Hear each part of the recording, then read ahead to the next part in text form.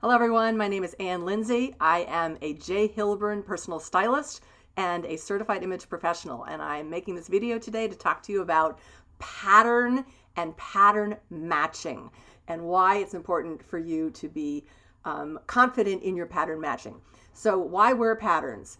Patterns add a dimension and an interest and an energy to your outfit, and my clients probably err more toward the side of being too conservative, a little bit fearful of pattern because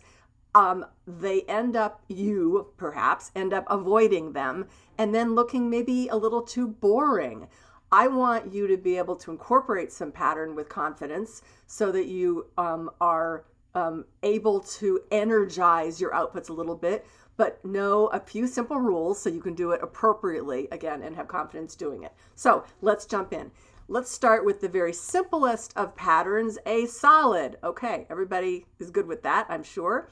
So now solids, within the world of solids, solids can start to have some textural interest. Can you see in the light that, yeah, this is a herringbone.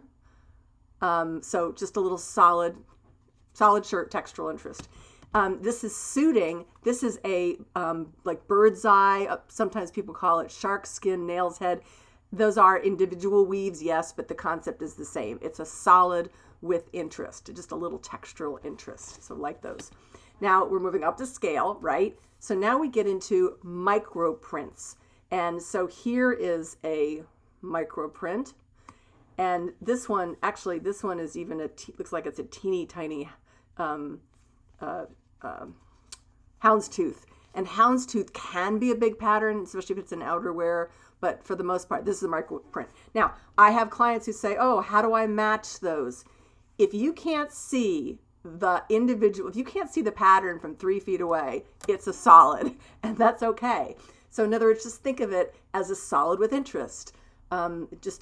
It's a blue shirt, so it just has some little specks in it. So don't worry about matching this with with other articles. This is going to read as a solid. Okay. So now we're going to move into stripes. Stripes can be a micro stripe like that, which again practically reads as a solid, or it can be because the stripe is bolder and thicker, and because the contrast is higher. It can read, that's still a stripe even from 3 feet away.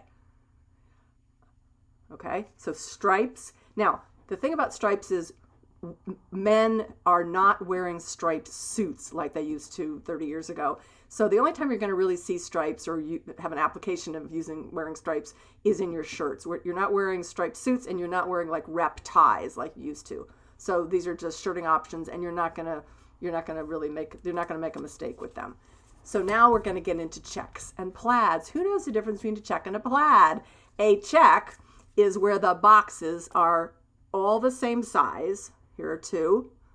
This one, this is a test. Which one is the microprint? This one's going to read almost as a solid. This one, obviously, because of its scale and size, this one's going to read a little more casual. But they're both checks, okay?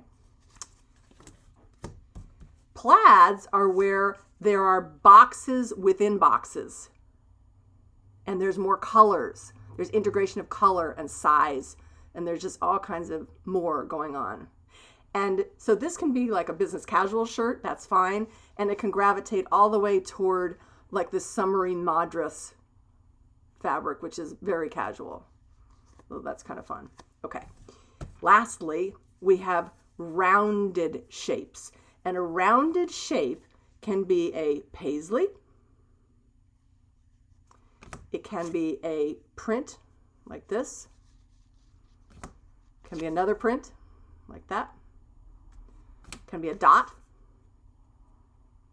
So rounded prints there's probably only one rule about rounded prints is keep the family of what you're wearing either in the round family or the linear family. So if you had a tie like this, you could definitely wear it with a shirt like that, but you would not want to wear it, even though the colors are right, you'd not want to wear it with a shirt like that. That's like, ouch. Okay, so there's a rule. So either keep it linear or keep it rounded. All right. So then we have our next challenge, which is about scale and proportion. And scale and proportion are fancy words for size. The size of the boxes, literally. Are they the same or are they different? And I have some examples that I pulled for us, and we're going to go back to this fella because it's easy to see. This shirt, okay? So I propose that this shirt does not work with this suit jacket because the size of the boxes are the same. They are very similar. Whereas I propose that they do work with this one because the size of the boxes are different enough, or this one because the size of the boxes are different enough. Okay, so there we have non-matching scale works great in that outfit. Okay, let's do another one. I love my J. Holborn swatches. These are new for spring and they're just a ton of fun. Okay, so here we have, I don't know if you can see that that's lavender with fuzzy. Okay, so here we have look at that side, there's more fabric. Here we have a sport coat, little lavender and gray, and you could put it with a smaller scale shirt very easily and comfortably, or you could put it with a medium, but still this reads is bigger than the shirt, so you're still okay. And if we were creating this outfit together, because there's a lot going on there, I would have chosen just a very simple pair of gray pants to create an outfit that works. Okay. All right, let's do another one. This one I think is a fun example because, so here we have a sport coat, beautiful, wool, silk. And here's a shirt that I picked to go with it. Now this shirt is a perfect match. Who knows what the camera light is doing? It's really nice, but it's too similar.